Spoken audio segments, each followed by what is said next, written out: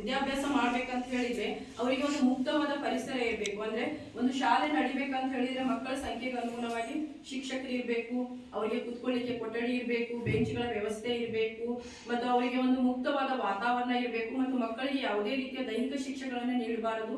ಅಂದ್ರೆ ಅವರು ಖುಷಿಯಿಂದ ಶಾಲೆಗೆ ಬರುವಂತ ವಾತಾವರಣವನ್ನು ನಿರ್ಮಾಣ ಮಾಡಬೇಕು. ಅವೆಲ್ಲ ವ್ಯವಸ್ಥೆಗಳು ಇದಾವಿಲ್ಲ ಅನ್ನೋದನ್ನು ಈ ಸಮಗ್ರ ಶಿಕ್ಷಣ ಯೋಜನೆಯಲ್ಲಿ ನೋಡುವಂತದ್ದಾಗಿದೆ. ಅದರ ಜೊತೆಗೆ ಮತ್ತೊಂದಂತ ಹೇಳಿದ್ರೆ ಮಧ್ಯಾಹ್ನದ ಉಪಹಾರ ಯೋಜನೆ. ಇದು ನಮ್ಮ ಕರ್ನಾಟಕ ರಾಜ್ಯದಲ್ಲಿ 2003 ಮತ್ತು 2004ರಿಂದನೇ ಅಂದ್ರೆ ಸರ್ಕಾರಿ ಶಾಲೆಯಲ್ಲಿ ಓದುತ್ತಿರುವ ಎಲ್ಲ ಮಕ್ಕಳಿಗೂ ಕೂಡ 1ರಿಂದ 5ನೇ ತರಗತಿವರೆಗೆ ಓದುವಂತ ಮಕ್ಕಳಿಗೆ 2003 ಮತ್ತು 2004ನೇ ಮಧ್ಯಾಹ್ನದ ಉಪಹಾರ ಯೋಜನೆಯು ಜಾರಿ ಮಾಡಿದ್ದು. ಅದರ ನಂತರ ಏನಾಯ್ತು ಅಂತ ಹೇಳಿದ್ರೆ ಇದು ಎಲ್ಲ ಹೈಸ್ಕೂಲ್ ವರೆಗೂ ಕೂಡ ಈ ಯೋಜನೆಯು ಜಾರಿಯಾಯಿತು. ಇದರಲ್ಲಿ ಏನಂತ ಹೇಳಿದ್ರೆ ಮಕ್ಕಳಿಗೆ ಕೊಡುವಂತ ಆಹಾರ ಅಂದ್ರೆ 1ರಿಂದ 5ನೇ ತರಗತಿಯ ಮಗುವಿಗೆ 100 ಗ್ರಾಂ ಅಕ್ಕಿ ಕೊಡ್ತಾರೆ, ಆ ನಂತರ 20 ಗ್ರಾಂ ಬೇಳೆ ಕೊಡ್ತಾರೆ, 50 ಗ್ರಾಂ ತರಕಾರಿ ಕೊಡ್ತಾರೆ, ಏನಂದ್ರೆ 18 ಗ್ರಾಂ ಹಾಲಿನ ಪುಡಿ ಕೊಡ್ತಾರೆ, 5 ಗ್ರಾಂ ಎಣ್ಣೆ ಇದೆ, ಆ ನಂತರ ಉಪ್ಪು, ಆ ನಂತರ ಇದು ಸಾಂಬಾರ್ ಪುಡಿ. ಈ ರೀತಿಯಾಗಿ 9 ರೂಪಾಯಿ 17 ಪೈಸೆ ಹಂಗೆ ಏನ ಅಂತ ಹೇಳಿದ್ರೆ ಅವರಿಗೆ ಪರಿವರ್ತನಾ ವೆಚ್ಚ ಅಂತ ಹೇಳಿ ಸರ್ಕಾರ ಭರಿಸ್ತದೆ. ಅದು ಒಂದು ಮಗುವಿಗೆ ಒಂದು ದಿನಕ್ಕೆ ತಗೊಳ್ಳುವಂಥದ್ದು. ಆ ನಂತರ 6ರಿಂದ 10ನೇ ತರಗತಿಯವರೆಗೆ 10 ರೂಪಾಯಿ 17 ಪೈಸೆ. ಅದೇ ರೀತಿ ಅಂದ್ರೆ ಅವರಿಗೆ ಇದರಲ್ಲಿ ಪ್ರಮಾಣದಲ್ಲಿ ಜಾಸ್ತಿ ಇರ್ತದೆ. ಅಂದ್ರೆ ಅಕ್ಕಿ ತಗೊಳ್ಬೇಕಂದ್ರೆ ನಾವು 150 ಗ್ರಾಮ, ಆ ನಂತರ ಬೇಳೆ ತಗೊಳ್ಬೇಕಂದ್ರೆ ನಾವು 30 ಗ್ರಾಮ, ಆ ನಂತರ ತರಕಾರಿ ತಗೊಳ್ಬೇಕಂದ್ರೆ ನಾವು 75 ಗ್ರಾಮ್. ಹೀಗೆ ಅವರು ವಯಸ್ಸಿಗೆ ಅನುಗುಣವಾಗಿ ಅವರ ಪರಿಮಾಣದಲ್ಲಿ ಹೆಚ್ಚು ಕಡಿಮೆ ಇರ್ತದೆ. ಅವರಿಗೆ 10 ರೂಪಾಯಿ 17ಕ್ಕೆ ಖರ್ಚಾಗುವಂತ ಈ ಪ್ರಸಕ್ತ ಸಾಲಿನಿಂದ ಈ ರೀತಿಯಿಂದ ಮಾಡ್ತಾ ಇದ್ದಾರೆ.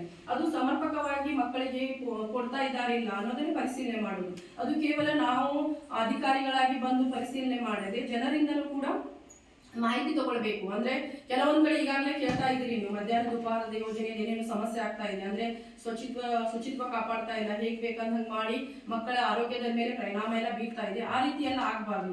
ಎಲ್ಲ ಗ್ರಾಮಸ್ಥರೇ ಜಾಗೃತರಾಗಿರ್ಬೇಕು. ಶಾಲೆ ಅಂದ್ರೆ ನಿಮ್ಮ ಊರಿನಲ್ಲಿ ಒಂದು ದೇವಸ್ಥಾನ, ಅಲ್ಲಿ ಮಕ್ಕಳು ಬಂದು ಓದ್ತಾರ ಅಂತ ಹೇಳಿದ್ರೆ ಅವರಿಗೆ ಓದು ಮಾತ್ರ ಅಲ್ಲ, ಈ ಸರ್ಕಾರ ಉಚಿತವಾಗಿ ಊಟವನ್ನು ಕೊಡ್ತಾ ಇದೆ, ಅದು ಸಮರ್ಪಕವಾಗಿ ಸಿಗ್ಬೇಕು ಅನ್ನೋ ಕಾರಣಕ್ಕಾಗಿ ಸರ್ಕಾರ ಅದನ್ನು ಪರಿಶೀಲನೆ ಆಗಬೇಕು. ಸರ್ಕಾರ ನೀಡ್ತಾ ಇದೆ, ಆದ್ರೆ ಅದರ ಅನುಷ್ಠಾನ ಯಾವ ರೀತಿ ಆಗ್ತಾ ಇದೆ, ಅದರಲ್ಲಿ ಏನಾದ್ರೂ ಲೋಪದೋಷಗಳಿದ್ರೆ ಮುಕ್ತವಾಗಿ ಈ ಸಭೆಯಲ್ಲಿ ನಿಮ್ಗೆ ಒಂದು ಚರ್ಚೆ ಮಾಡಲಿಕ್ಕೆ ಸರ್ಕಾರನೇ ಒಂದು ಅವಕಾಶವನ್ನು ಒದಗಿಸಿಕೊಟ್ಟಿದೆ. ಆ ಕಾರಣಕ್ಕಾಗಿ ಇಲ್ಲಿ ಹೆಚ್ಚಿನ ಪಾಲಕರು ಸೇರ್ಬೇಕಾಗಿತ್ತು. ನಮ್ಮ ಸಂಪನ್ಮೂಲ ವ್ಯಕ್ತಿಗಳು ಕೂಡ ಹೇಳಿದ್ದಾರೆ, ಬಟ್ ಆದ್ರೂ ಕೂಡ ಪಾಲಕರು ಹೆಚ್ಚಿನ ಸಂಖ್ಯೆಯಲ್ಲಿ ಭಾಗಿಯಾಗಿಲ್ಲ. ಆದ್ರೆ ಇದ್ದವರಾದ್ರೂ ಕೂಡ ಒಂದ್ ಸ್ವಲ್ಪ ನಿಮ್ಗೆ ಏನಾದ್ರೂ ಈ ಯೋಜನೆ ಬಗ್ಗೆ ಗೊತ್ತಿದ್ರೆ ಅಥವಾ ಏನಾದ್ರೂ ಶಾಲೆಯಲ್ಲಿ ಲೋಪದೋಷಗಳು ಏನಾದ್ರೂ ನಿಮ್ ಗಮನಕ್ಕೆ ಬಂದಿದ್ರೆ ಅದನ್ನ ಮುಕ್ತವಾಗಿ ಸಭೆಯಲ್ಲಿ ಚರ್ಚೆ ಮಾಡಬಹುದು.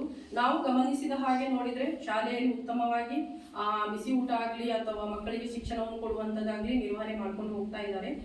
ಕೆಲವೊಂದ್ ಕಡೆ ಒಂದೇನೋ ಒಂದು ಸಮಸ್ಯೆ ಕೇಳ್ಬಂತ ಹೇಳಿದ್ರೆ ಅದು ನಾನು ಸೂಕ್ಷ್ಮವಾಗಿ ಹೇಳ್ತೇನೆ, ಅದನ್ನ ಮುಂದಿನ ದಿನಗಳಲ್ಲಿ ಸರಿಪಡಿಸಿಕೊಳಿಸಿ. ಏನಂದ್ರೆ ಮಕ್ಕಳು ಹೋಮ್ವರ್ಕ್ ಮಾಡದೇ ಇದ್ರೆ ಅವರಿಗೆ ದೈಹಿಕ ಶಿಕ್ಷೆಯನ್ನು ಕೊಡ್ತಾ ಇರೋದು ಅದು ತಪ್ಪಾಗ್ತದೆ. ಅಂದ್ರೆ ಮಕ್ಕಳಿಗೆ ಶಿಕ್ಷೆಯನ್ನು ಕೊಡ್ಲೇಬಾರದು. ಅವರಿಗೆ ನಾವು ಏನಂದ್ರೆ ಸೌಮ್ಯವಾಗಿ ತಿಳಿಸಿ ಹೇಳಬೇಕು. ಆತರ ಏನಾದ್ರೂ ಒಂದು ನ್ಯೂನತೆಗಳಿದ್ರೆ ಅದನ್ನ ಸರಿಪಡಿಸಿಕೊಳ್ಳಿ ಅಂತ ಹೇಳ್ತಾ ನಾನು 2 ಮಾತನ್ನು ಮುಗಿಸ್ತಾ ಇದ್ದೇನೆ. ಆನಂತರ ನಮ್ಮ ಸಂಪನ್ಮೂಲ ವ್ಯಕ್ತಿಗಳು ಈಗ ಒಂದೊಂದಾಗಿ ವರದಿಯನ್ನು ಮಂಡನೆಯನ್ನು ಮಾಡ್ತಾರೆ. ಇಷ್ಟೊತ್ತು ನನಗೆ ಮಾತನಾಡಲಿಕ್ಕೆ ಅವಕಾಶ ಮಾಡಿಕೊಟ್ಟಂತ ತಮ್ಮೆಲ್ಲರಿಗೂ ವಂದಿಸುತ್ತಾ ನನ್ನ 2 ಮಾತನ್ನು ಮುಗಿಸ್ತಾ ಇದ್ದೀನಿ.